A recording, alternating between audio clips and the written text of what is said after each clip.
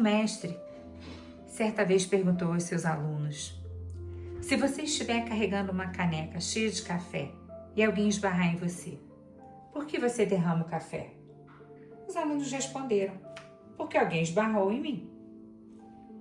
O mestre falou: não é por isso, não é a razão pela qual você derrama café. É porque era café que tinha dentro da sua caneca. Se a caneca estivesse cheia de água, de suco, você ia derramar água ou suco. Sempre que a vida esbarrar em você, o que você estiver carregando na sua caneca é o que você vai derramar. Se você estiver carregando raiva, ciúme, medo, ressentimento, inveja, mágoa, é isso que vai derramar. Se houver amor, bondade, generosidade, empatia, paz, alegria, isso é o que transborda. Por isso, não se preocupe apenas com quem ou com o que esbarrou em vocês, mas se pergunte: o que é que vocês têm carregado? Porque a vida ela sempre vai esbarrar, ela sempre vai te dar um tranco, ela vai te empurrar e a sua caneca sempre vai transbordar. Se pergunte todos os dias: o que é que você está carregando na sua caneca? Você que decide com o que você enche a sua caneca. O que você tem escolhido? As pressões da vida, as dores, as injustiças, os imprevistos, os desafios que vêm com uma doença, com uma enfermidade, elas revelam o nosso conteúdo, o conteúdo do nosso coração. Mas a boa notícia é que você não precisa carregar dentro de você o que o mundo coloca. Você pode se encher do que vem do alto. Você pode escolher o seu conteúdo. E Jesus prometeu que você não estaria sozinho. Lá em João 14, versículo 16 e 17, eu pedirei ao Pai, e Ele lhes dará outro Consolador para estar com vocês sempre, o Espírito da Verdade. É o Espírito Santo que habita em nós, que enche a nossa caneca com aquilo que vem do alto. Em Efésios 5,18, o texto nos fala que a gente não deve se embriagar de vinho, mas deve nos encher do Espírito Santo. Se deixarmos o Espírito Santo nos encher, Ele é que vai transbordar quando a vida esbarrar. E o que o Espírito Santo produz em nós? Os frutos do Espírito, lá de Gálatas 5, 22 e 23. Mas o fruto do Espírito é amor, alegria, paz, paciência, amabilidade, bondade, fidelidade, mansidão e domínio próprio. Contra essas coisas não há lei. E é isso que o Espírito Santo planta e amadurece dentro de cada um de nós. É isso que transborda num esbarrão inesperado, quando a vida te sacode. Quando a gente lê, medita, aprende a palavra, a gente está se preparando, a gente está se equipando para a vida. Lá em Efésios 4, versículo 22 a 24, nos ensina muito sobre isso. O que a gente tem vestido, né? Ele fala o seguinte: quanto à antiga maneira de viver, vocês foram ensinados a despir-se do velho homem, que se corrompe por desejos enganosos. Vocês foram ensinados a serem renovados no modo de pensar e a se revestirem do novo homem, criado para ser semelhante a Deus, em justiça, em santidade, provenientes da verdade. E aí todos os dias você acorda e troca o teu pijama. Sai da cama, troca o pijama, vai no seu armário, escolhe uma roupa. Aí você se despe. E aí você se veste. E a palavra de Deus ela nos ensina que espiritualmente acontece exatamente a mesma coisa. Precisamos aprender a nos revestir em todos os sentidos. Colocar uma roupa nova. E essa roupa ela pode nos blindar como uma armadura. Antes de encher a caneca, a gente precisa esvaziar ela daquilo que não serve. A gente precisa despir desse velho homem, que é tudo aquilo que a carne produz. Ira, maldade, engano, ressentimento, amargura, inveja, raiva. E a gente precisa se revestir com as coisas que a gente sabe que vêm do Espírito Santo e que já estão dentro de nós, mas precisam se tornar operantes. Assim, limpos, revestidos, a gente pode ir para o seguinte passo, que é vestir a armadura de Deus. E é sobre isso que nós vamos falar hoje. Essa armadura de Deus falada nas Escrituras. Mas não podemos falar de armadura de Deus sem antes entender que a gente precisa se despir e se revestir desse novo homem, para então poder vestir a armadura por cima disso.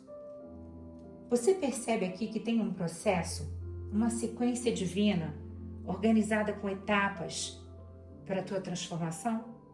Eu vou começar então com o texto de Efésios 6, versículo 10 a 12. Sejam fortes no Senhor e em seu grande poder, vestindo a armadura de Deus para poderem permanecer firmes contra as ciladas do diabo. Esse texto traz para nós um insight maravilhoso no versículo 12. Pois a nossa luta não é contra seres humanos, mas contra os poderes e autoridades, contra os dominadores deste mundo de trevas e contra as forças espirituais do mal nas regiões celestiais. Isso mesmo, é isso que está escrito na Bíblia. Essas forças do mal, esse reino celestial, ele está lá. Não é só a impressão que você tem no teu coração, que às vezes as coisas são pesadas, porque elas realmente são, é real. E ele coloca aqui no texto que a nossa luta não é contra os outros seres humanos, mas contra essas forças dominadoras. E Deus nos deu esse mapa, como eu falei para vocês, de nos despir do que não presta, de nos revestir do que é bom, colocar a armadura que está descrita e muito bem explicada na sequência desses textos. Eu queria que vocês tivessem muita atenção aqui. No versículo 13, Deus continua a nos instruir, mas ele faz isso de forma literal. Não tem como você dizer que você não entende a Bíblia. Só vai acontecer isso se você não souber ler ou você não puder escutar, porque está escrito. No versículo 13 do texto de Efésios 6, Deus nos fala, por isso o quê? Pela luta que a gente tem contra essas forças espirituais do mal nas regiões celestiais. Por isso, vistam toda a armadura de Deus, para que possam resistir ao dia mau e permanecer inabaláveis, depois de terem feito tudo. Essa armadura, ela nos protege, ela nos torna inabaláveis para as situações que vêm trombar com a gente, para que a gente possa resistir ao dia mau. A gente precisa dela. E aí você se pergunta, ok, então que armadura é essa? E o texto continua e ele vai te explicar. No versículo 14, primeira peça da armadura. Assim, mantenham-se firmes, cingindo-se com o cinto da verdade. Nos tempos de Paulo, que é o autor desse texto, um soldado romano, ele usava um cinto largo, bem resistente, que não era apenas um acessório. Esse cinto, ele sustentava toda a armadura. Ele se prendia em todas as outras partes da armadura e nele ficava presa a espada e algumas outras peças que eles utilizavam. Esse cinto estruturado, ele organizava a armadura. E é exatamente assim que a verdade deve ser para a nossa vida, um cinto. A verdade é o que sustenta a nossa vida espiritual. Sem verdade a gente tropeça, a gente cai com as mentiras do mundo, a gente escorrega. Sem o cinto da verdade sustentando, a justiça e a salvação perdem a consistência. Cingir significa preparar intencionalmente, apertar esse cinto, ajustar essas vestes. Cingir com o cinto da verdade é firmar a tua vida na verdade de Deus, viver com integridade, não ser enganado pelo pecado, não ser enganado pelas mentiras, cuidar com o engano e ser preparado para ficar estável para essa batalha espiritual. Número 2, a segunda parte da armadura.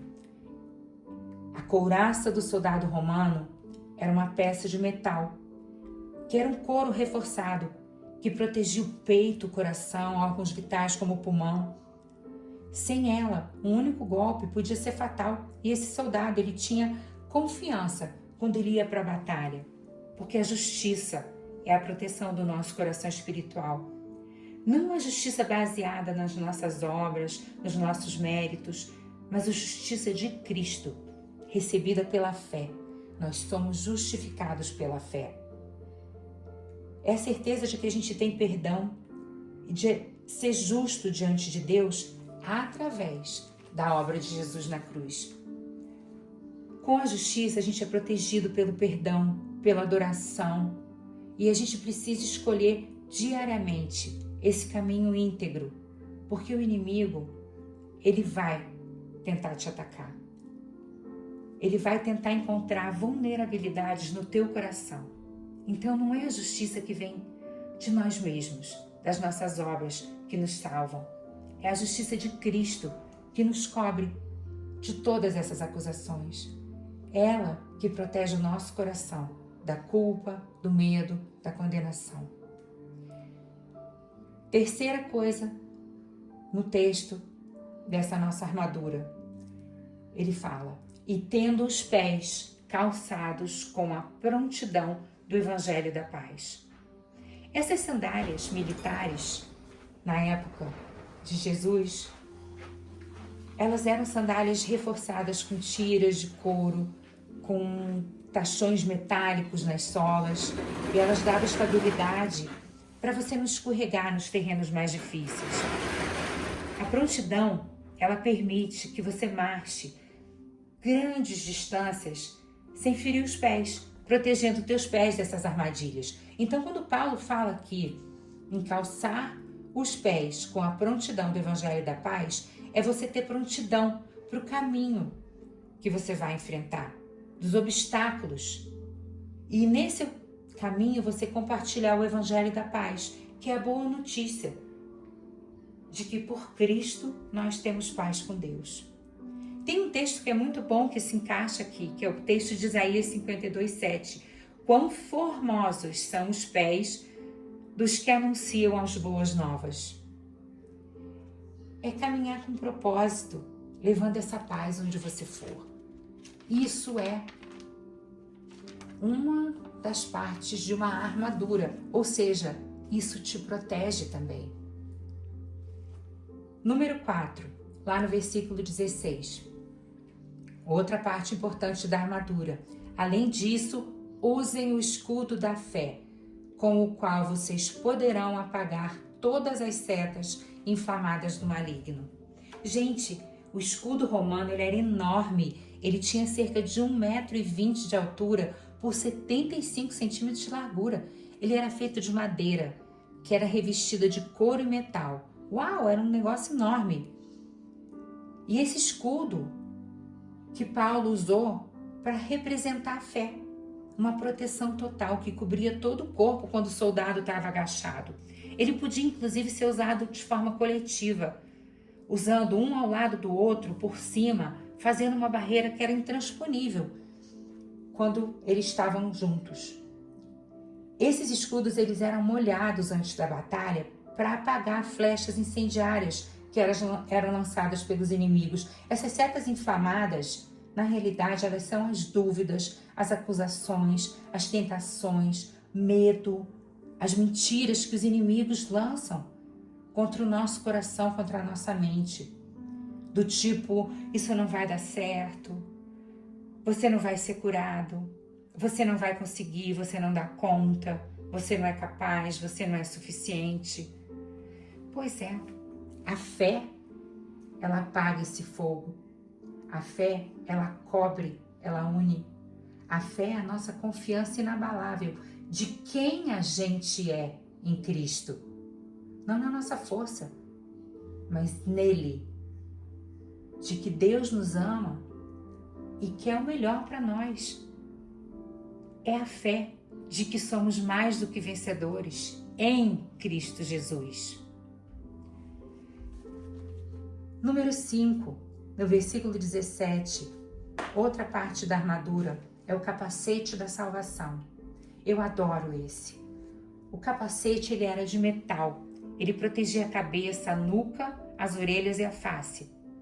A nossa cabeça é a parte mais vital nessa batalha, porque a gente é atacado espiritualmente na nossa mente, nos nossos pensamentos recorrentes, na nossa menos-valia, na nossa dúvida, no nosso medo, na nossa insegurança e na nossa condenação.